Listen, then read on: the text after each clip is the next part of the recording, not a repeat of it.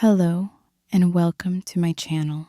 Here I break down high-level manifestation concepts and bring them to you with love so that we can all manifest better and quicker.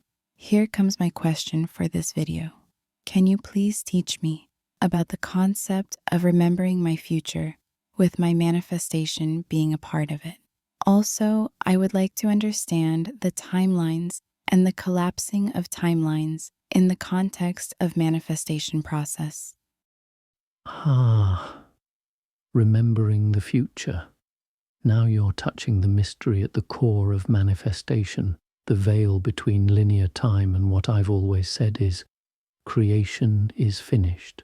What you call the future is not ahead of you. It is within you. You're not walking into it. You're unfolding it from the state you occupy. Let's slow this down so it sinks deep. You are not moving through time. Time moves through you. The first illusion we must unravel is linear time. You think past, present, future are lined up like dominoes, one causing the next. But in truth, all states of consciousness exist now, in eternity. That's what I meant when I said creation is finished. Every version of you, rich, poor, sick, healed, famous, forgotten, already exists. The only thing that changes is the state you occupy. Now, what happens when you assume the feeling of a fulfilled desire, deeply, consistently, faithfully? You collapse all timelines not aligned with that state. That is, the moment you inhabit the consciousness of the version of you who already has what you desire, you set in motion the death of all versions of you that don't match. You are not predicting the future. You are not even creating it. You are selecting it, and by doing so you make it real, remembering your future. This is the advanced art. Instead of imagining as if something might happen someday, you begin to remember it as if it already did. Now, why is this powerful? Because the subconscious mind accepts what you feel to be true. And what do we rarely question? Our memories. So when you begin to remember the scene of your desired outcome, already done, already lived, you shortcut resistance. You bypass the how you tell the subconscious, this happened.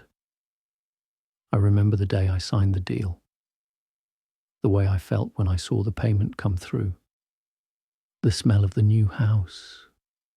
It stops being a desire. It becomes a memory of something that's already yours, and the mind moves heaven and earth to make that memory your lived reality. Timeline collapse, the death of the old self now. When we talk about collapsing timelines, we're talking about shedding the self that belonged to your previous assumptions. You cannot live as the future self while dragging the identity of the past. You must die daily, as I always said, not in body, but in concept, in belief, in self-image. This is why things often fall apart when you truly shift states. The job ends, the friends drift, the routines no longer fit. This is not chaos, it is the collapsing of the old timeline. The world is rearranging to match your new identity. If you stay faithful to that new state, if you remain in the end emotionally, mentally, spiritually, the collapse happens faster. What's unnecessary burns away. What matches appears as if by magic because it's not the thing you need to focus on, it's the self who already has it. So what do you do with this? You don't chase the future, you don't try to manifest, you become the version of you who already lived it. And how do you become that? You remember it, you remember the feeling, you remember the scene, you remember the version of you who already walked through it all. This is what the mystics meant when they spoke of living the end, assuming the tone, walking by faith. It's not hope, it's not fantasy, it's selection by identification. And when you stay loyal to that memory, the world begins to shift, time begins to fold, The path clears, and suddenly you find yourself exactly where you've always known you'd be, because you didn't manifest it. You remembered who you truly are, and the world had no choice but to reflect that remembrance.